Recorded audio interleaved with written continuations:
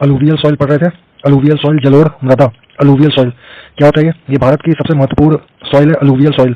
24% भाग पे, पूरे भारत के 24% भाग पे पाई जाती है अलूवियल सॉइल।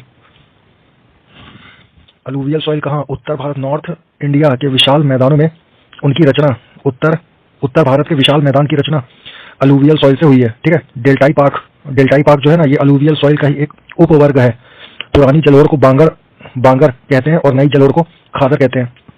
नई जलोढ़ निम्न क्षेत्र की मृदा होती है तथा इसमें नमी बनाए रखने की क्षमता अधिक हुआ करती है। और जो पुरानी जलोढ़ होती है, पुरानी अलूवियल सॉइल, इसकी तुलना में जो नई जलोढ़ मृदा है कई उपजाऊ होती है। मतलब नई जलोढ़ मृदा ज्यादा उपजाऊ होती है। नई जलोढ़ मृदा ज्यादा उपजाऊ होती है मतलब क्या? खादर ज्यादा उपजाऊ होती है और उर्वरकों का प्रयोग कृषि कार्य के दौरान कम करना पड़ता है। ठीक है। अलूवियल सॉइल में जब बालू के कण और चिकनी मिट्टी लगभग बराबर होती है तब उसे दोमट या फिर दोरस मतलब loam soil, LOAM, loam soil कहा जाता है। ठीक है। जो अलूवियल सॉइल है इसमें नाइट्रोजन, ह्यूमस की कमी होती है, इसलिए इसको उर्वरक बनाने के लिए, मतलब इसको उपजाऊ, अलूवियल सॉइल को उपजाऊ बनाने के लिए नाइट्रोजन के उर्वरक का प्रयोग करते हैं। फिर ये जो अलूवियल सॉइल है, ये चावल, गेहूं, दलहन, तिलहन, कपास, गन्ना, इन सब के लिए अलूवियल सॉइल उपयुक्त रहता है।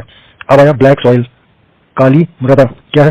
काली मृदा का स्थानीय नाम रेगुर है। Regur, REGUR, regur. Black soil का स्थानीय नाम रेगुर है। कपास की खेती के अधिक उपयुक्त होने के कारण ब्लैक सॉइल को काली कपास मृदा कहते हैं। इसका काली मृदा का काला रंग टिटैनी फेरस मैग्नेटाइट एवं ह्यूमस के मिक्सचर, टिटैनी फेरस मैग्नेटाइट और ह्यूमस के मिश्रण के कारण काली मिट्टी का रंग काला होता है। काली मिट्टी जो है ये 5 लाख वर्ग किलोमीटर के क्षेत्र में मिलती है भारत में। और मुख्य रूप से जो काली मिट्टी है ये दक्षिण भागों में मिलती है। आंध्र प्रदेश जो काली मिट्टी है, ब्लैक सॉइल, ये महाराष्ट्र में मिलती है, आंध्र प्रदेश, तमिलनाडु, गुजरात में। और दक्कन के पठार में भी इसका विस्तार, महाराष्ट्र और दक्कन के पठार में, आंध्र प्रदेश में, तमिलनाडु और गुजरात में काली मिट्टी ब्लैक सॉइल का विस्तार पाया जाता है। काली मिट्टी ब्लैक सॉइल की जल धारण की क्षमता बहुत ज्यादा होती है। वह भीगने पर, जैसे काली मिट्टी भीगती है तो चिपचिपी हो जाती है और सूखने पर बड़ी बड़ी दरारें पड़ जाती हैं, जिससे ब्लैक सॉइल के महीन कणों के अंदर प्रवेश करने का अवसर मिल जाता है। जिससे मृदा के महीन कणों को अंदर प्रवेश करने का अवसर मिल जाता है। जब दरारें पड़ जाती है ना, तो इस मृदा के जो महीन कण है ये अंदर प्रवेश कर जाते हैं। ब्लैक सॉइल में फसलों की कृषि के लिए सिंचाई की आवश्यकता नहीं पड़ती है। ठीक है। और जो ड्राई फार्मिंग होता है ना, शुष्क कृषि, तो शुष्क कृषि के लिए ब्लैक सॉइल उपयुक्त होती है। अब आया क्या? रेड सॉइल, लाल मिट्टी। ठीक है। तो लाल मिट्टी का निर्माण, हल्के लाल से गहरे लाल की इस रेड सॉइल का निर्माण लौह युक्त ग्रेनाइटिक चट्टानों या उनके रूपांतरित चट्टानों जैसे कि नीस और शिष्ट, इसके टूटने फूटने से हुआ है। किसके? लौह युक्त ग्रेनाइट चट्टान और या फिर उनके रूपांतरित चट्टान जैसे नीस और शिष्ट, इन सबके विखंडन से हुआ है ना। भारत में रेड सॉइल, लाल मृदा का विस्तार 5 लाख वर्ग किलोमीटर है। ठीक है। और पेनिनसुलर प्लेटाउ है ना के पूर्वी भाग में, प्रायद्वीपीय पठार के पूर्वी भाग में रेड सॉइल मिलता है। ठीक है। रेड लोहे के यौगिक होने के कारण, मतलब फेरिक ऑक्साइड लोहे के यौगिक होने के कारण लाल रंग की सॉइल, रेड सॉइल का रंग लाल होता है। किसके कारण? लोहे के यौगिक, मतलब फेरिक ऑक्साइड के कारण। फिर क्या? तमिलनाडु की 2/3 मृदा लाल मिट्टी की है। अब आया क्या? तमिलनाडु में मिलता है लाल मिट्टी, सीधे जान ले, है ना। अब आया क्या? अब आया लैटराइट सॉइल। ये जहां भारी वर्षा होती है, पेल की जहां वर्षा होती है वहां लैटराइट सॉइल मिलता है। ठीक है। यह सॉइल जो लैटराइट सॉइल है ये पठारों पर, प्लेटू पर हाई टेम्परेचर और भारी वर्षा के क्षेत्र में तीव्र निक्षालन क्रिया के फलस्वरूप बनती है। लाल मिट्टी ये है ना लैटराइट मिट्टी का रंग पकी हुई ईंट की तरह लाल होता है। राजमहल की पहाड़ी, मेघालय की पहाड़ी, यहाँ ये सब यही सब क्षेत्र में है ना लैटराइट मिट्टी मिलती है। जहाँ लैटराइट मिट्टी का विस्तार मिलता है यही सब क्षेत्र में। ठीक है। जहां तहां लोहे के ऑक्साइड की गांठें बड़े बड़े कंकड़ों के रूप में प्रधानता से बिछी रहने के कारण लैटराइट सॉइल कृषि के लिए अनुपयुक्त होती है। वर्षा होने पर लैटराइट मिट्टी चिपचिपी हो जाती है। लैटराइट मिट्टी में नाइट्रोजन, पोटाश, फास्फोरस ये सब नहीं पाया जाता। ठीक है। और लैटराइट मिट्टी में चाय, कॉफी यही सब उगाते हैं। अब आएगा डेजर्ट सॉइल, मरुस्थलीय मृदा। ये क्या होता है? ये राजस्थान में मिलती है, उत्तर प्रदेश के पश्चिम जिलों में मिलता है, कठियावाड़ क्षेत्र में मिलता है। ठीक है, कौन सा? Desert soil. जम्मू कश्मीर के लद्दाख क्षेत्र में भी मिलता है, केरल तट पर इस प्रकार की मृदा, डेजर्ट सॉइल की मृदा को कारी बोलते हैं, कारी। डेजर्ट सॉइल है ना, जो केरल तट पर डेजर्ट सॉइल को कारी बोलते हैं, कारी। ठीक है, ये जो डेजर्ट सॉइल है ना, इसका स्थानीय नाम भूड़ है, भूड़। ठीक है, भूड़। डेजर्ट सॉइल में बहुत ही कम मात्रा में जीवाश्म जो ह्यूमस रहता है ना, ह्यूमस वो बहुत कम रहता है, नमी भी बहुत कम रहता है, मॉइस्चर, और नाइट्रोजन भी बहुत कम रहता है, लेकिन फास्फोरस ज्यादा रहता है डेजर्ट सॉइल में। ठीक है, अगर सिंचाई कर देगा ना तो डेजर्ट सॉइल भी उपजाऊ हो सकती है। राजस्थान के गंगानगर, जहां पर डेजर्ट सॉइल पेल के मिलता है, इंदिरा गांधी नहर के बन जाने से कपास और खाद्यान्नों का महत्वपूर्ण उत्पादक बन गया है। ठीक है, अब आया क्या? माउंटेन सॉइल, पर्वतीय मृदा। क्या है भाई? पर्वतीय मृदा, माउंटेन सॉइल काफी उपजाऊ होती है क्योंकि इसमें अन्य मृदा की तुलना में ह्यूमस की मात्रा बहुत होती है। माउंटेन सॉइल भारत के नॉर्थ ईस्ट भाग और हिमालय क्षेत्र में, माउंटेन जहाँ हिमालय होगा वहीं मिलेगा, तो हिमालय क्षेत्र में पाया जाता है। माउंटेन सॉइल जो होता है ये चाय की खेती के लिए उपयुक्त होता है। ठीक है, जम्मू कश्मीर और हिमाचल प्रदेश में पर्वतीय मृदा, ये माउंटेन सॉइल के क्षेत्र में शीतोष्ण कटिबंध फलों और गेहूं, जौ और मक्का की खेती होती है। अब बोला है क्या? सीड, बीज पूरा टॉपिक है ना। सीड क्या है? इसमें उत्तम बीज की महत्वपूर्ण भूमिका होती है कृषि कार्य में। ठीक है, और फसलों की पैदावार बहुत हद तक उत्तम बीज पर निर्भर करती है। सब जानते हैं उत्तम बीज चाहिए प्रोडक्शन बढ़ाने के लिए। तो क्या है कि केंद्र सरकार ने कृषि उत्पादन में बीजों की महत्वपूर्ण भूमिका को समझते हुए 1963 में राष्ट्रीय बीज निगम एवं 1969 में भारतीय राज्य फार्म निगम की स्थापना की। इसका उद्देश्य विभिन्न क्रॉप्स के सर्टिफाइड सीड्स के प्रोडक्शन और डिस्ट्रीब्यूशन में सुधार लाना था। ठीक है, अब आया क्या? जो सर्टिफाइड बीज रहते हैं ना, प्रमाणित बीज, उनके लक्षण क्या रहते हैं? उन जेनेटिक शुद्धता होनी चाहिए उन बीजों में, सर्टिफाइड बीज में। ठीक है, बीजों में भौतिक शुद्धता होनी चाहिए, मैच्योर होने चाहिए, है ना। बीज जो है पूरे के पूरे परिपक्व, मैच्योर होने चाहिए ताकि उसका उपयुक्त जर्मिनेशन, अंकुरण हो सके। बीज जो है ना, सीड बीज उसी वर्ष में उत्पन्न किया होना चाहिए जिस वर्ष में उसका उपयोग किया जाना हो। ठीक है, अब देख बीज के प्रकार, टाइप्स ऑफ सीड्स क्या है? शुद्धता के आधार पर बीज जो है 4 प्रकार के होते हैं। BFRC, ये क्या है? ब्रीडर्स सीड, F से फाउंडेशन सीड, R से रजिस्टर्ड सीड और C से सर्टिफाइड सीड। ठीक है, अब अपन पढ़ेंगे क्या? सबसे पहले ब्रीडर्स सीड मतलब प्रजनक बीज। ब्रीडर्स सीड, ये क्या है? ब्रीडर्स सीड यह सर्वाधिक जेनेटिक शुद्धता वाला बीज है, अनुवांशिक शुद्धता वाला सीड है, जिसे प्लांट ब्रीडर्स या फिर ऑर्गेनाइजेशन के द्वारा पैदा किया जाता है एवं उससे सीधा संबंधित होता है। ठीक है, फिर क्या है? Foundation seed. क्या है फाउंडेशन सीड? फाउंडेशन सीड बीज उत्पादन मतलब सीड प्रोडक्शन साइकिल का सेकेंड स्टेज है। ये ब्रीडर्स सीड से डेवलप किए जाते हैं और इनका जो प्रोडक्शन इस प्रकार किया जाता है, फाउंडेशन सीड का प्रोडक्शन इस प्रकार किया जाता है कि विशेष मानकों के अनुसार इसमें आनुवंशिक गुण, जेनेटिक प्रॉपर्टी एवं शुद्धता बनी रहे। अब आया क्या? रजिस्टर्ड सीड मतलब क्या? पंजीकृत बीज। रजिस्टर्ड सीड क्या है? रजिस्टर्ड सीड्स यह सीड प्रोडक्शन साइकिल का थर्ड स्टेज है। कौन सा? Registered seed. क्या ये फाउंडेशन सीड से तैयार किया जाता है। इनका प्रोडक्शन और सर्टिफिकेशन संस्था मतलब ऑर्गेनाइजेशन, यही ऑर्गेनाइजेशन राष्ट्रीय बीज निगम जो 1963 में बना था और भारतीय राज्य फार्म निगम ये 1969 में बना था, इन्हीं लोग कर रहे हैं सब। ठीक है, तो क्या बताया था? रजिस्टर्ड सीड क्या है? ये जो रजिस्टर्ड सीड होते हैं ये सीड प्रोडक्शन साइकिल का थर्ड स्टेज है। ये फाउंडेशन सीड से तैयार किए जाते हैं। रजिस्टर्ड सीड का उत्पादन मतलब प्रोडक्शन और सर्टिफिकेशन ऑर्गेनाइजेशन की देखरेख में किया जाता है ताकि इसमें जेनेटिक प्रॉपर्टीज व शुद्धता को विशेष मानकों के अनुसार बनाए रखा जा सके। फिर क्या है? चौथा सर्टिफाइड सीड, प्रमाणित बीज। क्या है? सर्टिफाइड सीड कमर्शियल रूप से मतलब व्यावसायिक रूप से खेती के लिए काम आने वाले बीज की लास्ट स्टेज, अंतिम अवस्था है। ये जो सर्टिफाइड सीड होते हैं ये सर्टिफाइड होते हैं। ठीक है, और फाउंडेशन सीड जो सर्टिफाइड सीड होते हैं ना, सर्टिफाइड सीड ये रजिस्टर्ड सीड एवं फाउंडेशन सीड से तैयार किए जाते हैं और किसानों को बुवाई के लिए दिए जाते हैं। अब देख लो भाई, सर्टिफाइड सीड के प्रॉफिट क्या है? प्रमाणित बीज के लाभ क्या है भाई? ठीक है भाई, जो सर्टिफाइड सीड होते हैं, प्रमाणित बीज, उनसे लाभ क्या है? ठीक है, लाभ देखते हैं। जो सर्टिफाइड बीज होते हैं ना, इससे प्रोडक्शन ज्यादा होता है और उत्पाद प्रोडक्शन कॉस्ट कम लगती है। सर्टिफाइड सीड में वीड्स, खरपतवार के बीज के नहीं रहने के कारण, मतलब जो सर्टिफाइड सीड होते हैं ना, उसमें खरपतवार के बीज नहीं होते, खेतों में खरपतवार पैदा होने का भय नहीं होता इस चक्कर में। ठीक है, और इनकी जो सर्टिफाइड सीड है, इनकी प्रतिरोधक क्षमता, इम्यूनिटी है ना, कैपेबिलिटी बहुत रहती है। और जो सर्टिफाइड सीड्स है, इनकी जर्मिनेशन है ना, कैपेबिलिटी बहुत रहती है। अब देख ले, सीड ट्रीटमेंट ना, बीजोपचार, सीड ट्रीटमेंट क्या है भाई? फसलों को, क्रॉप्स को रोगों से बचाने के लिए बुआई करने के पहले सीड के ट्रीटमेंट को सीड ट्रीटमेंट, बीजोपचार कहते हैं। ठीक है, अब देख, क्रॉस का क्लासिफिकेशन किया है, बांटा है, फसलों का वर्गीकरण क्या किया है?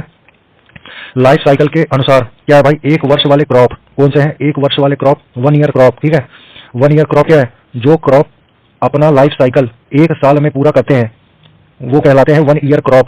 जैसे गेहूं हो गया, चावल हो गया, मक्का हो गया, ज्वार, बाजरा, ये सब 1 साल में एक बार उगते हैं। ठीक है, और एक अब है क्या? 2 ईयर क्रॉप्स, 2 ईयर क्रॉप्स, द्विवार्षीय फसलें। ये क्या है? ये फसलें जो होती हैं, ये अपना लाइफ साइकिल 2 वर्षों में, 2 साल में पूरा करते हैं। जैसे हो गया चुकंदर, बीट रूट है ना, चुकंदर। फिर आया क्या? बहुवर्षीय फसलें है ना, बहुवर्षीय फसलें जो अपना लाइफ साइकिल 2 वर्ष से ज्यादा टाइम में पूरा करती हैं। जैसे कि नेपियर घास और रिजका है ना, रिजका, नेपियर घास और रिजका, नेरी पर ना, नेरी। बहुवर्षीय फसलें है ना, जो अपना लाइफ साइकिल 2 साल से ज्यादा के टाइम में करती हैं, उसको बोलते हैं नेपियर घास और रिजका, री जा और का, रिजका है ना, रिजका, नेरी पर ना, नेपियर घास और रिजका है ना, रिजका। फिर क्या है भाई? ऋतुओं के आधार पर मतलब सीजन के अकॉर्डिंग क्या है भाई? देख, खरीफ फसल, पहले आया क्या? खरीफ फसल क्या है? खरीफ फसल? खरीफ फसल के बोने का टाइम जून जुलाई है। ठीक है, और काटने का टाइम है नवंबर दिसंबर। ठीक है, 3 महीने का गैप है। देख, जुलाई से 3 महीना हटा दे तो नवंबर दिसंबर में पहुंच जाएगा। ठीक है, जो खरीफ की फसल होती है, ये जून जुलाई में बोई जाती है और नवंबर दिसंबर में काटी जाती है। इसका शॉर्टकट है जूजू नदी है ना, शॉर्टकट क्या है? खरीफ का क्या है शॉर्टकट? जूजू नदी। जूजू मतलब जून जुलाई, नदी मतलब नवंबर दिसंबर। ठीक है, जूजू नदी, खरीफ फसल है जूजू नदी। अब खरीफ फसल का एग्जांपल देख ले। उधाम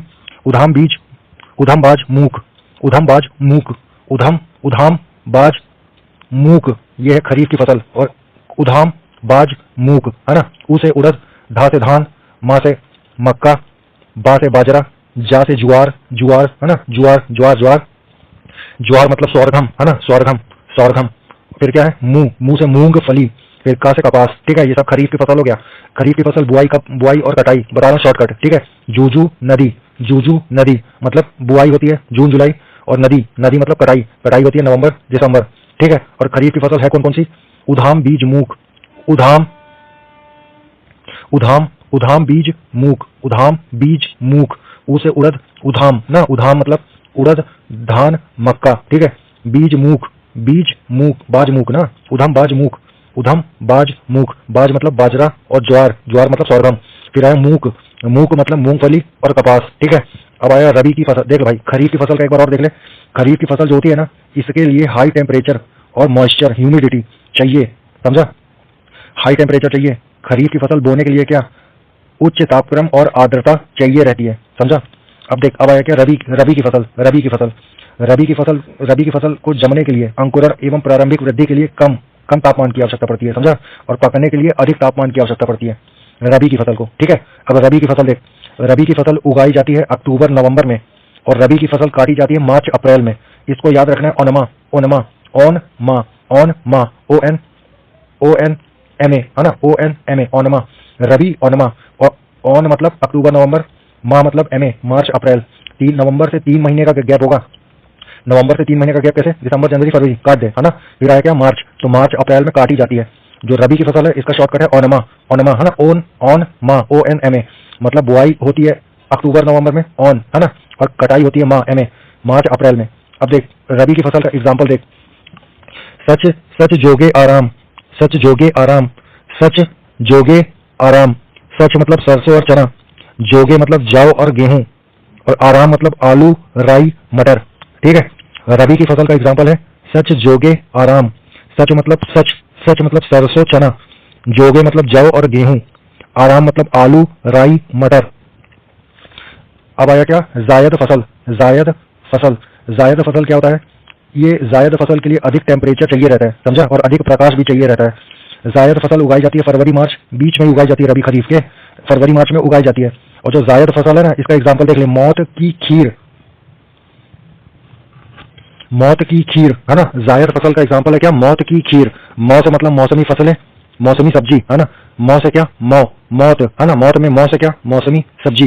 ता से तरबूज, की से ककड़ी, और खीर से खीरा, ठीक है। मौत की खीर ये जायद फसल का एग्जाम्पल है, मतलब मौसमी सब्जी, तरबूज, ककड़ी, खीरा, ठीक है। अब विशेष उपयोग के आधार पर अब आया क्या? Cash crops. ये क्या होता है? नगदी फसल। ये क्या होता है? ये व्यापार के उद्देश्य से उगाई जाती है नगदी फसल, कैश क्रॉप। इन्हें बेचकर जो किसान अन्य आवश्यकताओं के लिए धन को कमाता है, जैसे हो गया आलू, गन्ना, कपास, तंबाकू, है ना। जो ये नगदी फसल है ना, कैश क्रॉप, इसका एग्जाम्पल है आग का तंबू। आग का तंबू, आ से आलू, गा से गन्ना, का से कपास, तंबू मतलब तंबाकू, ठीक है। कैश क्रॉप जो होती है ना, ये व्यापार के उद्देश्य से उगाते हैं। इन्हें बेचकर जो किसान होता है अपनी अन्य आवश्यकताओं की पूर्ति करता है, अन्य आवश्यकताओं के लिए धन कमाता है, कैश क्रॉप, नगदी फसलें बेच के। इसका एग्जाम्पल क्या है? आग का तंबू। आग का तंबू, आग मतलब आलू और गन्ना, का मतलब कपास, तंबू मतलब तंबाकू, ठीक है। अब आया क्या? अंतर्वर्ती फसलें, इंटरक्रॉप, है ना, इंटरक्रॉप। ये क्या है? अंतर्वर्ती फसलें। ये होता है दो क्रॉप्स के बीच खाली टाइम में उगाई जाने वाली क्रॉप्स को अंतर्वर्ती फसलें, इंटरक्रॉप रोटेशन बोलते हैं ना। तो इसका होगा क्या? इंटरक्रॉप होगा, इंटरक्रॉप बस जान ले, इंटरक्रॉप, है ना। ये क्या होता है? अंतर्वर्ती फसलें। इसका एग्जाम्पल है क्या? जीमू, जीमू है ना, जीमूंग, जीरा और मूंग, ठीक है, अंतर्वर्ती फसलें हैं, जीरा और मूंग। फिर है कीट आकर्षक फसलें, है ना, कीट आकर्षक फसलें, insect attractant crop, insect attractant crop, कीट आकर्षक फसलें। ये क्या होता है? मुख्य फसलों को कीटों से बचाने के लिए, इंसेक्ट्स से बचाने के लिए उसके चारों तरफ लगाई जाने वाली क्रॉप्स, जैसे कि मोस्ट इंपॉर्टेंट है, जैसे कि कपास के खेत के चारों तरफ भिंडी की क्रॉप्स, भिंडी की फसल, कपास को लाल कीट से बचाने के लिए लगाई जाती है, समझा। कीट आकर्षक फसलें बता रहा हूँ। इंसेक्ट अट्रैक्टेंट क्रॉप क्या है? मुख्य फसलों को कीटों से बचाने के लिए उसके चारों तरफ लगाई जाने वाली जो फसलें होती है ना, उसको बोलते हैं insect attractant crop. Example most important है, कपास के खेत के चारों तरफ भिंडी की फसल कपास को लाल कीट से बचाने के लिए लगाई जाती है, ठीक है। फिर आया क्या? आवरण फसलें, है ना, कवर्ड क्रॉप, जो कवर करती हैं, आवरण फसलें। इस वर्ग में फसलें भूमि को कवर करके सॉइल इरोजन से बचाती हैं, जैसे कि मूंग, उड़द, लोबिया, ठीक है, अपरदन से बचाती है ना खेत को और जमीन को। तो आवरण फसल यही है, मूंग, उड़द, लोबिया, आवरण फसल लोबिया, ठीक है। अब आए हरी खाद फसलें, ग्रीन मैन्योर क्रॉप, है ना, हरी खाद फसलें। ये क्या होता है? सॉइल में कार्बनिक कंपाउंड, है ना, कार्बनिक पदार्थ बढ़ाने के लिए, सॉइल में, हमारी मिट्टी में कार्बनिक पदार्थ को बढ़ाने के लिए हरी खाद फसलें उगाकर, है ना, इन फसलों को उगाकर जमीन में दबा दिया जाता है, जैसे सनई, मूंग, लोबिया, मोठ और बरसीम, ठीक है। अब आया आर्थिक महत्व के आधार पर फसलों का वर्गीकरण, है ना, आर्थिक महत्व के आधार पर अब कर रहे हैं ना, कौन कौन क्या क्या है इसमें? धान्य फसलें या अनाज की फसलें, ग्रेन क्रॉप्स। ये क्या है? ये इन फसलों के दाने अनाज के रूप में खाने के काम आते हैं, जैसे कि चावल, गेहूं, मक्का, जौ, ज्वार, बाजरा। अब आया दलहनी फसलें। दलहनी फसलें क्या? इनके बीजों का मुख्य रूप से, इन फसलों के बीजों का मुख्य रूप से प्रोटीन के सोर्स के रूप में प्रयोग किया जाता है, जैसे कि मूंग, उड़द, चना, मसूर, सोयाबीन, ये सब दलहनी फसलें हैं। फिर आया तिलहनी फसलें, ऑयल सीड वाली। तो तिलहनी फसलों के बीजों से तेल की प्राप्ति होती है, जैसे कि सरसों, राई, सूर्यमुखी, मूंगफली, कुसुम, अलसी, सोयाबीन, तिल, ठीक है। फिर आया फाइबरस क्रॉप्स, रेशेदार फसलें। ये क्या होता है? रेशेदार फसलों से रेशे, फाइबर्स प्राप्त किया जाता है, जिससे कपड़ा, बोरे, रस्सा, टाट, ये सब बनाते हैं। जो रेशेदार फसल है, फाइबरस क्रॉप्स, ये हैं कौन कौन सी? कपास, जूट, पटसन, सनई, ठीक है, कपास, जूट, पटसन, सनई, ये क्या है? Fibrous crop. अब आएगा चारे की फसल, फॉडर क्रॉप, चारे की फसल। इन फसलों से पशुओं के लिए चारा प्राप्त होता है, जैसे कि बाजरा, कुल्थी, नेपियर घास, नेपियर गिनी और सैंजी, ठीक है। नेपियर घास, गिनी घास और सैंजी, ये सब क्या है? फॉडर क्रॉप है। बाजरा, लोबिया, ये सब तो होता ही है, बरसीम, मक्का। लेकिन जो चारे की फसल में मुख्य है ना, वो नेपियर घास है। नेपियर घास ये चारा है। और गिनी घास और सैंजी घास। अब बोला शुगर हार्वेस्ट, मतलब शर्करा की फसलें। इसमें क्या होता है, शुगर केन और चुकंदर, चुकंदर मतलब बीट रूट है ना, चुकंदर और गन्ना, यही है शर्करा की फसल, शुगर हार्वेस्ट। ठीक है, अब क्या है, रूट और tuber, root and tuber crop मतलब जड़ व कंद वाली फसलें। इनमें क्या होता है, इनके रूपांतरित जड़ों एवं तनों को खाने के लिए उपयोग, मॉडिफाइड है ना, मॉडिफाई रूट और मॉडिफाइड स्टेम को खाने के लिए प्रयोग करते हैं। किसमें, रूट ट्यूब वाले में, जैसे आलू हो गया, स्वीट पोटैटो हो गया शकरकंद, और चुकंदर हो गया बीट रूट, गाजर मूली, यही सब है जड़ कंद वाली फसलें। तो ऐसे ही याद हो जाएगा, बताइए है ना। मसाले की फसल, मसाले की फसलें कौन सा है, मसाले की फसलें खुशबू और स्वाद के लिए इनका प्रयोग किया जाता है, जैसे कि जीरा, हल्दी, अजवाइन, सौंफ है ना, हल्दी, अदरक, मेथी, इलायची, प्याज, मिर्ची, लहसुन, ये सब मसाले की फसलें हैं। प्याज, मिर्ची, लहसुन भी मसाले की फसलें हैं। लहसुन, प्याज, मिर्ची, ये सब मसाले की फसलें हैं। जीरा, धनिया, सौंफ, हल्दी, इलायची, पुदीना, ये सब मसाले की फसलें हैं। फिर है उद्दीपक फसलें, मोस्ट इंपॉर्टेंट, स्टिमुलस क्रॉप, उद्दीपक फसलें, स्टिमुलस क्रॉप। इसमें क्या आता है, चाय, तंबाकू, कॉफी है ना, चाय, तंबाकू, कॉफी। अब आया फल वाली फसल, फल वाली फसल मोस्ट इंपॉर्टेंट, फल वाली फसल क्या है भाई, फल वाली फसल खरबूजा, तरबूज, ककड़ी, खीरा, ये सब फल वाली, फ्रूट वाली फसल है। फिर आया औषधीय वाली फसलें, मेडिसिनल क्रॉप्स, ये क्या है, इनका उपयोग औषधि के रूप में करते हैं, जैसे तुलसी, सिनकोना, मेथी, पुदीना। ठीक है, तुलसी, सिनकोना, मेथी, पुदीना। अब क्या है, सब्जी वाली फसलें, वेजिटेबल क्रॉप्स, इनका प्रयोग सब्जी के रूप में करते हैं, जैसे भिंडी, कद्दू, करेला, सेम, गोभी, चुकंदर, टमाटर, मटर, बैंगन, यही सब है। अब आया क्या, अपन को पढ़ना है क्रॉप्स और उनकी क्या भौगोलिक दशाएं, मतलब किस दशा में ये सब उगते हैं। पहला है क्या, चावल। चावल तो पहले जान ले, खरीफ की फसल है। ठीक है, चावल के लिए क्या, मानसूनी जलवायु चाहिए। ठीक है, ट्रॉपिकल चाहिए, आर्द्र जलवायु भी चाहिए, हाई टेम्परेचर चाहिए 20 से 30 डिग्री सेल्सियस के बीच में। ठीक है, और 100 से 200 सेंटीमीटर वर्षा चाहिए। अलूवियल सॉइल चाहिए, अलूवियल सॉइल। ठीक है, और समतल भूमि मोस्ट इंपॉर्टेंट है चावल के लिए, दोबारा सुन लेना। अब आया गेहूं। गेहूं क्या है भाई, गेहूं क्या है, रबी की फसल है। गेहूं मतलब रबी है ना, गेहूं मतलब रबी, छोटा नाम है ना गेहूं, और चावल क्या है, लंबा नाम है, तो खरीफ। चावल मतलब धान ही बोलते हैं, और गेहूं मतलब क्या, रबी है ना। गेहूं के लिए क्या है, शीतोष्ण, सब ट्रॉपिकल बोलते हैं ना, शीतोष्ण जलवायु, लो टेम्परेचर चाहिए बुआई के टाइम पे 10 से 15 डिग्री सेल्सियस। ठीक है, ये गेहूं के लिए। और जब गेहूं पके ना, तब 21 से 26 डिग्री सेल्सियस चाहिए, मतलब 25 डिग्री भाई, पकते समय 25 डिग्री चाहिए गेहूं में, और बोते समय 10 डिग्री, 10 से 15 डिग्री। ठीक है, और जो गेहूं होता है ना, गेहूं के लिए 50 से 100 डिग्री, 50 से 100 सेंटीमीटर वर्षा भी चाहिए। ठीक है, और दोमट मिट्टी, इसके लिए दोमट मिट्टी चाहिए, दोमट मिट्टी, लोम सॉइल है ना, सब में ही उगाती है। अब आया ज्वार। ज्वार क्या है, ज्वार के लिए 25 डिग्री सेल्सियस टेम्परेचर चाहिए, और 30 सेंटीमीटर से 50 सेंटीमीटर तक वर्षा चाहिए, हल्की दोमट मिट्टी चाहिए, लोम सॉइल है ना। अब आया मक्का के लिए 25 से 30 डिग्री सेल्सियस टेम्परेचर चाहिए, 50 से 100 सेंटीमीटर वर्षा चाहिए, नाइट्रोजन युक्त गहरी दोमट मिट्टी भी चाहिए।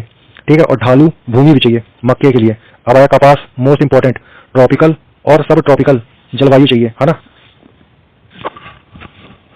देख भाई, जो गेहूं का पढ़े थे ना, गेहूं जो था रबी की फसल थी।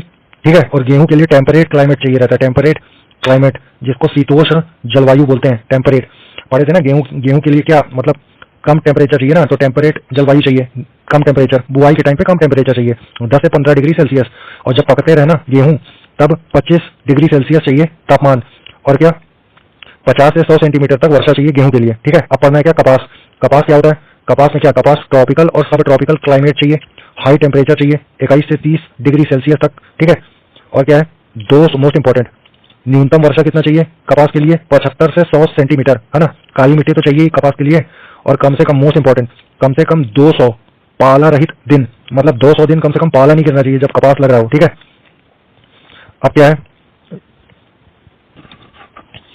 अब आया क्या, चाय की फसल के लिए क्या चाहिए तेरे को, मानसूनी जलवायु चाहिए, हाई टेम्परेचर भी चाहिए, 24 से 30 डिग्री सेल्सियस तक चाय के लिए चाहिए।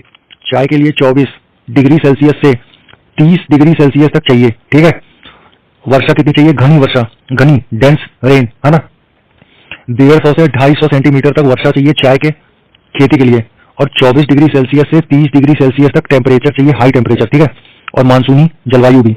अब आया कॉफी मतलब कहवा है ना, कहवा के लिए क्या चाहिए, हाई टेम्परेचर चाहिए, उष्ण कटिबंधी चाहिए, ट्रॉपिकल है ना, और हाई टेम्परेचर चाहिए, 15 से 30 डिग्री सेल्सियस चाहिए कॉफी के लिए।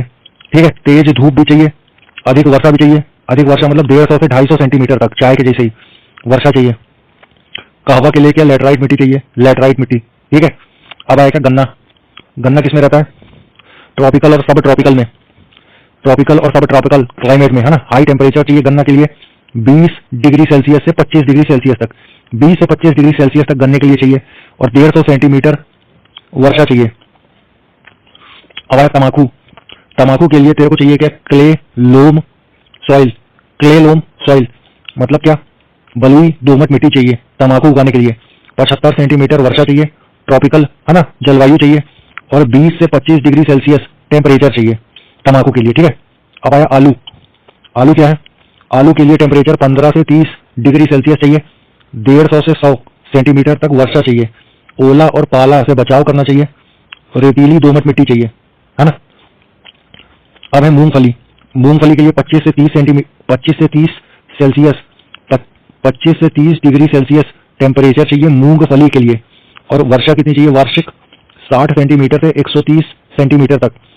क्ले सॉइल चाहिए, clay loam soil, LOAM, clay loam soil को बलुई दोमट मिट्टी बोलते हैं। जल निकास, है ना, मूंगफली।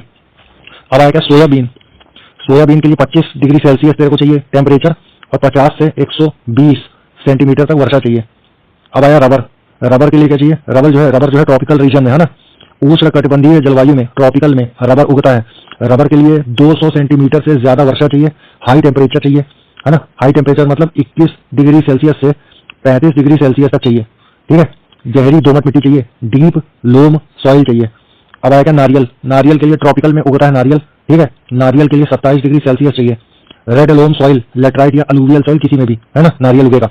नारियल के लिए 27 डिग्री सेल्सियस चाहिए। देख भाई क्रॉप्स देख ले, क्या कहाँ कौन कंट्री में सबसे ज्यादा होता है, ठीक है भाई। देख ले, चावल और गेहूं दोनों होता है सबसे ज्यादा चीन में, और भारत में सेकंड नंबर पे। गेहूं और चावल भारत दोनों में भारत सेकंड नंबर में है, और चीन गेहूं चावल में फर्स्ट नंबर पे है। मक्का में है फर्स्ट नंबर पे USA, ठीक है। मक्का है ना, मक्का में है फर्स्ट नंबर पे। मक्का मतलब मेज, है ना, मेज या कॉर्न। तो मक्का में फर्स्ट नंबर पे मक्कार कौन है? USA, है ना, बहुत बड़ा मक्कार है USA। अब आया कपास। कपास में कौन है फर्स्ट नंबर पे? चीन, सेकंड नंबर पे भारत, ठीक है। कपास का कपासची, है ना, कपासची पढ़ना है, कपास चीन है फर्स्ट नंबर पे, फिर भारत। अब आया सोयाबीन। सोयाबीन में और मक्के दोनों में USA फर्स्ट नंबर पे है। अब आया मूंगफली। मूंगफली में फर्स्ट नंबर पे है भारत मूंगफली, है ना, मूंगफली भारत, ठीक है। अब आया क्या? कहवा। कहवा मतलब कॉफी, है ना। कॉफी है कहाँ? ब्राजील में। कॉफी है ब्राजील में। और कोको कहाँ है? आइवरी कोस्ट में, कोको कोस्ट, है ना, कोको है आइवरी कोस्ट में। कॉफी है ब्राजील में, कोको है आइवरी कोस्ट में। चाय है चीन में, चाय चीन, है ना, चाय है चीन में।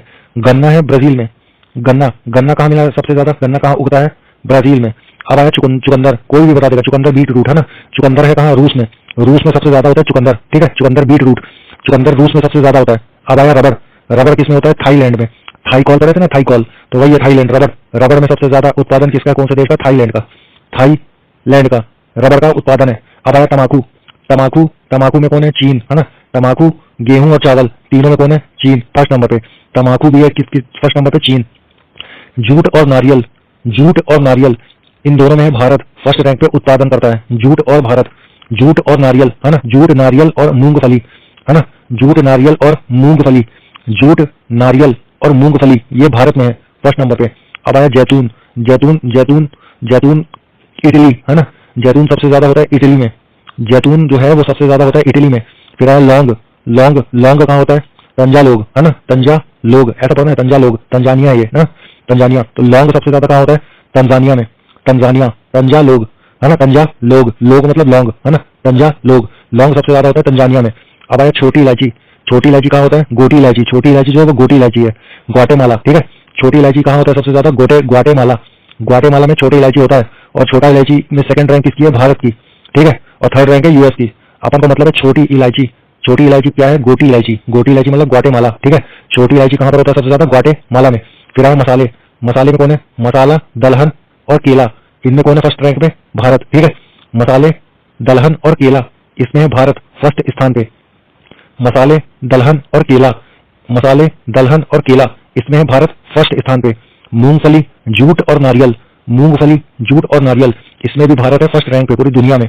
इसमें है जूट नारियल तो है ना, मूंगफली, जूट और नारियल, इन सब में भारत फर्स्ट स्थान पे है इनके प्रोडक्शन में, ठीक है। और किसमें था? और था भाई दलहन, केला और मसाले, मसाले दलहन केला, इसमें भी भारत फर्स्ट स्थान पे था। छोटी इलायची गोटी इलायची है, तो छोटी इलायची मिलता है ग्वाटेमाला में। फिर आया रेशम, रेशम मतलब सिल्क, सिल्क कहाँ है सबसे ज्यादा? रेशम चीन में, चीन है ना, चीन। अब आया सूर्यमुखी, मोस्ट इंपॉर्टेंट सूर्यमुखी, सूर्यमुखी में या आता है, या है ना, सूरजमुखी नहीं बोलना है, सूर्यमुखी बोलना है, सूर्यमुखी, सूर्यमुखी में आता है या, और यही यहाँ से पकड़ेंगे यूक्रेन, ठीक है। तो सूर्यमुखी, सूर्यमुखी, सूर्यमुखी सबसे ज्यादा होता है यूक्रेन में। अब आया काजू, काजूवियत, काजूवियत ऐसा पढ़ना, काजूवियत है ना। काजू कहाँ मिलता है? वियतनाम में, सबसे ज्यादा वियतनाम में मिलता है काजू, फिर मिलता है नाइजीरिया में, फिर मिलता है भारत में। तो भारत काजू में थर्ड है ना, और काजू वियतनाम है ना, काजू वियत ऐसा पढ़ना, काजू वियत, काजू वियतनाम में, ठीक है। और क्या दलहन और केला, इसमें तो भारत है ही। अब आया क्या? फसल एवं उसके उत्पादक राज्य। अब अपन स्टेट का पढ़ेंगे, भारत के अंदर कौन क्या क्या उगाता है, ठीक है। देख बाल, अगेन्ना है ना, अगेन्ना, अगेन्ना, अगेन्ना मतलब क्या होता है? अगेन्ना, अगेन्ना मतलब होता है आ से आलू, गे से गेहूं, और अन्ना गन्ना लिखा है तो इसमें गन्ना भी इंक्लूड है, ठीक है। अगेन्ना, अगेन्ना होता है यूपी में, सबसे ज्यादा होता है अगेन्ना, ये यूपी में। अगेन्ना मतलब क्या? आलू सबसे ज्यादा यूपी में होता है। गे मतलब क्या? गेहूं, गेहूं भी सबसे ज्यादा यूपी में होता है।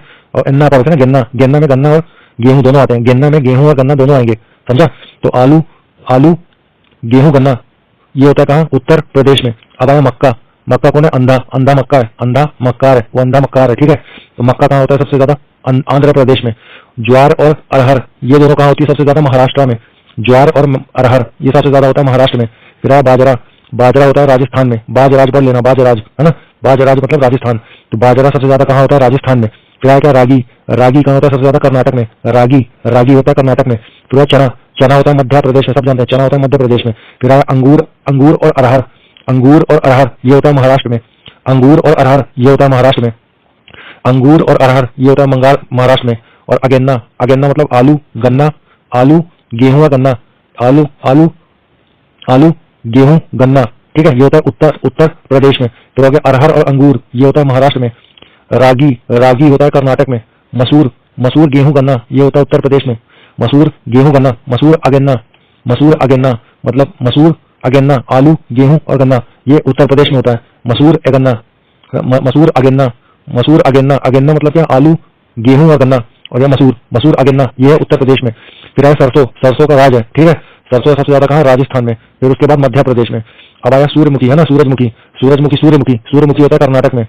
सूर्यमुखी करना, सूर्यमुखी, सूर्य मुख करके करना, तो क्या बोल रहे हैं? सूरजमुखी सबसे ज्यादा कहाँ है? कर्नाटक में। फिर आया सोयाबीन, सोयाबीन तो मध्य प्रदेश में, सब जानते हैं, ठीक है। अब आया क्या? नारियल, नारियल कहाँ होता है? तमिलनाडु में, है ना, तमिलनाडु में नारियल होता है। फिर आया तंबाकू, तंबाकू आंध्र प्रदेश में होता है, अंधा तंबाकू खा रहा है, ठीक है। आंध्र प्रदेश कहाँ होता है? तंबाकू, है ना। फिर आया क्या? कपास और मसाला, कपास मसाला कहाँ होता है सबसे ज्यादा? गुजरात में। कपास मसाला कहाँ होता है? गुजरात में। कपास मसाला कहाँ होता है? गुजरात में। फिर आया रबर, रबर होता है ज्यादा केरल में, फिर कर्नाटक में, फिर तमिलनाडु में। केयर करना तमिल, केयर करना तमिल, तब होगा रबर उत्पादन में केरल, कर्नाटक और तमिलनाडु। फिर आया जूट, जूट तो सब जानते हैं पश्चिम बंगाल है। जूट, जूट क्या है? पश्चिम बंगाल है सबसे ज्यादा, ठीक है। फिर कच्चा रेशम, कच्चा रेशम कर्नाटक में। और तसर रेशम, मोस्ट इंपॉर्टेंट, तसर रेशम, तसर, तसर, तसर, तसर रेशम ये होता है झारखंड में। तसर रेशम, तसर रेशम ये होता है झारखंड में। कच्चा रेशम होता है कर्नाटक में। रबर होता है केरल, कर्नाटक और तमिलनाडु में। फिर हो गया जूट, जूट होता है कहाँ? पश्चिम बंगाल में। जूट होता है पश्चिम बंगाल में। कोको होता है केरल में, कॉफी होता है कर्नाटक में, ठीक है। काजू और ज्वार होता है महाराष्ट्र में, काजू और ज्वार ये होता है महाराष्ट्र में। फिर आया केला, केला होता है तमिलनाडु में। फिर आया सेब, सेब होता है जम्मू कश्मीर में। अगेन्ना, अगेन्ना पता है ना, अगेन्ना आलू, गेहूं, गन्ना, आलू, गेहूं और गन्ना, अगेन्ना उत्तर प्रदेश में होता है। यहाँ पर क्या है? काजू और ज्वार ये महाराष्ट्र में, ठीक है। कॉफी है कर्नाटक में, कोको है केरल में, फिर केला है तमिलनाडु में। सेब है जम्मू कश्मीर में। काजू, ज्वार, अंगूर, काजू और ज्वार ये आता है महाराष्ट्र में। आम कहाँ है? उत्तर प्रदेश में, आम भी है उत्तर प्रदेश में। छोटी इलायची केरल में, मोस्ट इंपॉर्टेंट, छोटी इलायची केरल में। बड़ी इलायची सिक्किम में, बड़ी इलायची करने के लिए बड़ा सिक्का चाहिए ना, तो सिक्किम। छोटी इलायची कहाँ है? छोटा इलायची ये है केरल में। बड़ी इलायची कहाँ है? सिक्किम में, ठीक है। अब आएगा लौंग, लौंग है कहाँ? केरल में। लौंग और अदरक ये कहाँ है? लौंग, अदरक और काली मिर्च ये कहाँ है? केरल में, ठीक है। लौंग, अदरक और काली मिर्च, लौंग, लौंग, छोटी इलायची है ना केरल में, लौंग, अदरक और काली मिर्च केरल में, ठीक है। कुल सब्जियां तेल के पश्चिम बंगाल में उगाते हैं, कुल सब्जियां, ठीक है। काली मिर्च कहाँ सबसे ज्यादा मिलता है? केरल में। और लाल मिर्च मिलता है तमिलनाडु में। हल्दी मिलता है आंध्र प्रदेश में, ठीक है। प्याज, काजू और ज्वार ये मिलता है महाराष्ट्र में। आलू और आम ये मिलता है उत्तर प्रदेश में, ठीक है। अंगूर, काजू और ज्वार ये मिलता है महाराष्ट्र में। काजू और ज्वार ये भी मिलता है महाराष्ट्र में, ठीक है। कॉफी ये कहाँ मिलता है? कर्नाटक में। कोको, कोको मिलता है केरल में। कच्चा रेशम मिलता है कर्नाटक में। और तसर रेशम ये मिलता है झारखंड में। कपास मिलता है गुजरात में, ठीक है। काली मिर्च मिलती है केरल में, लाल मिर्च मिलता है तमिलनाडु में, छोटी इलायची मिलता है केरल में, बड़ी इलायची मिलता है बड़ा सिक्का सिक्किम में, लौंग मिलता है केरल में, है ना, छोटी इलायची मिलता है केरल में, लौंग मिलता है, लौंग अदरक भी मिलता है केरल में, लौंग अदरक और काली मिर्च ये केरल में मिलता है, काली मिर्च केरल में मिलता है, लाल मिर्च तमिलनाडु में मिलता है। ठीक है, अब आया क्या फसल एवं उसकी किस्में। देख ले भाई, गेहूं की कौन कौन सी किस्म होती है? सोनालिका, प्रताप, गिरिजा, शैलजा, अर्जुन, मुक्ता, सुजाता, शेरा, ये सब क्या है? गेहूं की फसल, गेहूं के वो है प्रमुख किस्म है ना। कौन सी है गेहूं की किस्म? कौन सी है? यही पूछेगा कि अर्जुन क्या है? गेहूं है। मुक्ता क्या है? गेहूं है। शेरा क्या है? गेहूं है। गिरिजा और शैलजा ये दोनों क्या है? गेहूं है। प्रताप और सोनालिका ये दोनों क्या है?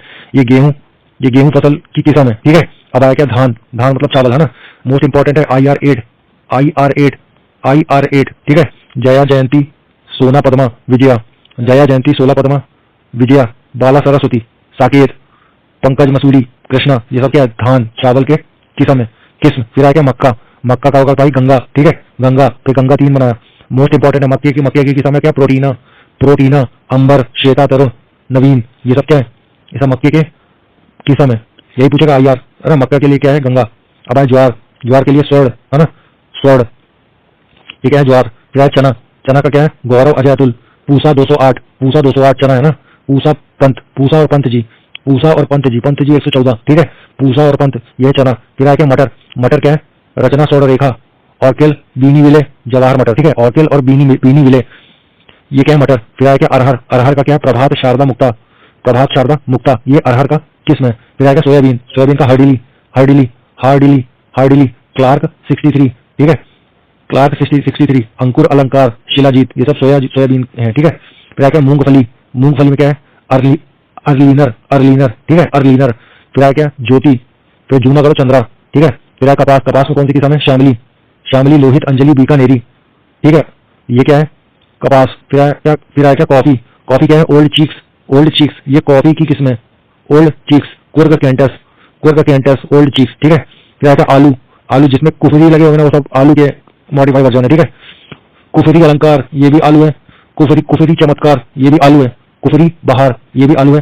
कुफरी ज्योति, कुफरी सिंदूरी ये सब आलू है। अब आया क्या? फसल, फल और सब्जियों के ओरिजिन। ये क्या बताऊंगा, ये ज्यादा कम नहीं होगा। ये कहाँ से निकला, कहाँ से पैदा हुआ फसल, क्रॉप कहाँ सबसे पहले उगाई, यहाँ वो बताना है। गेहूं नॉर्थ वेस्ट एशिया, गेहूं और चना नॉर्थ वेस्ट उत्तर पश्चिम एशिया। ठीक है, मसूर कहाँ? एशिया माइनर में उगाए थे। अलसी उगाए थे फारस की खाड़ी में। तंबाकू उगाए थे मैक्सिको में। बरसीम मां से खत्म है ना, तो इसका मिस्र होगा। तो क्या भाई? मसूर उगाए थे एशिया माइनर में, अलसी उगाए थे फारस की खाड़ी में, तंबाकू उगाए थे मैक्सिको में, बरसीम उगाए थे। बरसीम का ओरिजिन कहाँ है? मिस्र। ठीक है, चावल साउथ इंडिया से ओरिजिन है। ज्वार अफ्रीका से है। सोयाबीन चीन से ओरिजिनेट हुआ था सोयाबीन। मूंग भारत से हुआ था। लोबिया और तिल।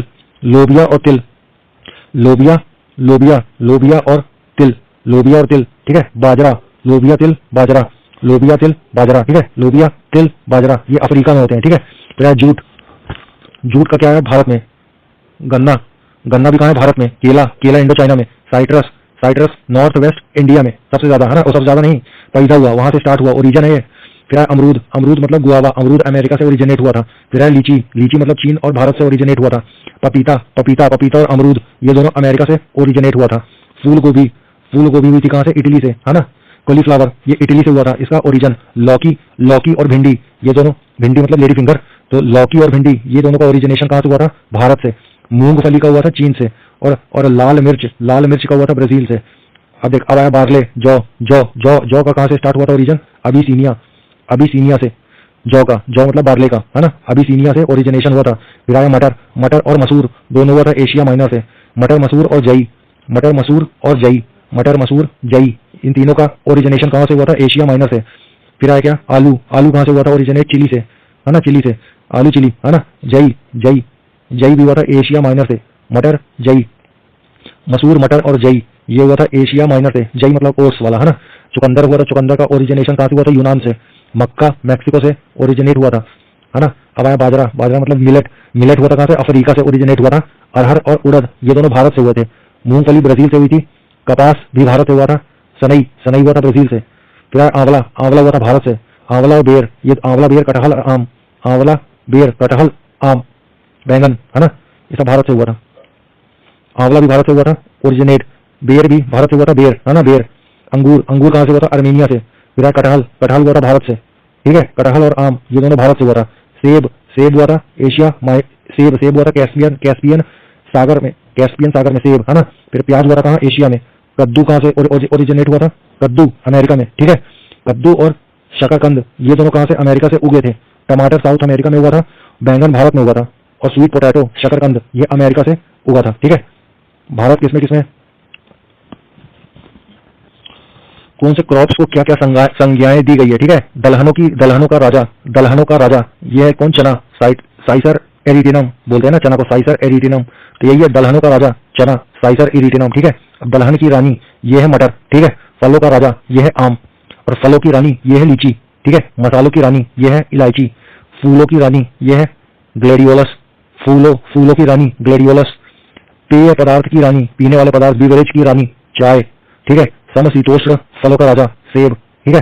शुष्क फल का राजा, ड्राई फ्रूट का राजा बेर। गरीब लोगों का फल बेर, ठीक है। वनों का राजा टीक, टीक वृक्ष आता है ना, टीक ये वही है। चमत्कारी फल कीवी फल। ईश्वरीय भोजन ये कौन है? कोकोआ। फिर आया भारत का स्वर्णिम तंतु गोल्डन फाइबर, ये क्या है? जूट, ठीक है। उजला सोना यह कपास, उजला सोना है कपास। एक पत्तों वाली फसल को क्या है? ये गरारी, है ना, गरारी। राष्ट्रीय वृक्ष बरगद, बरगद क्या? फाइकस बेंगालिसिस, है ना। फिर आया क्या? गरीब लोगों का फल, यह गरीब लोगों का फल, यह बेर, ठीक है। हरा सोना मतलब अफीम। और कल्प वृक्ष ये मतलब नारियल, ठीक है। शताब्दी पौधा ये है खजूर। विश्वव्यापी रेशा ये कपास है। मोटा अनाज ज्वार बाजरा सब क्या है? ये उपनाम है ना, ये सब संज्ञाएं है। मोटा अनाज क्या? ज्वार बाजरा। अद्भुत वृक्ष कौन है? ये नीप, ये क्या? एजाडी रिचिटा इंडिका, एजाडी रिचिटा इंडिका ये क्या है? नीम का वृक्ष का है, ठीक है। 21वीं शताब्दी के पेड़ नीम। और अनाजों की रानी मक्का, ठीक है। अब देख एक और चीज देख ले, भारत का जूट क्षेत्र ये पश्चिम बंगाल में है, ठीक है। भारत का नारियल प्रदेश और भारत के मसालों का बगीचा ये दोनों है केरल में, ठीक है। अब देख भारत का जावा और भारत का क्यूबा ये दोनों कहा? गोरखपुर देवरिया में, यूपी में, ठीक है। फिर चावल का कटोरा ये है छत्तीसगढ़। और विश्व की रोटी की टोकरी प्रियरी ऑफ नॉर्थ अमेरिका, ठीक है। फिर आएगा कॉफी का, विश्व का कॉफी का सबसे बड़ा बंदरगाह पोर्ट कौन है? सेंटोस, मतलब सेंटोस में साओ पाउलो ब्राजील में है। फिर आएगा विश्व का कॉफी मार्ग कौन सा है? सेंटोस साओ पाउलो मार्ग, है ना। लौंग का द्वीप जंजीबार है, लौंग का द्वीप जंजीबार है। फिर आए कोलानट की भूमि अफ्रीका में, ठीक है। विश्व का कहवा पात्र ब्राजील। फिर क्या? विश्व की कहवा मंडी, कॉफी मंडी साओ पाउलो ब्राजील में, ठीक है। भारत का फलों का डलिया ये कौन? भारत का फलों का डलिया फ्रूट वाला ये हिमाचल प्रदेश है। और भारत का सोया प्रदेश कौन है? मध्य प्रदेश।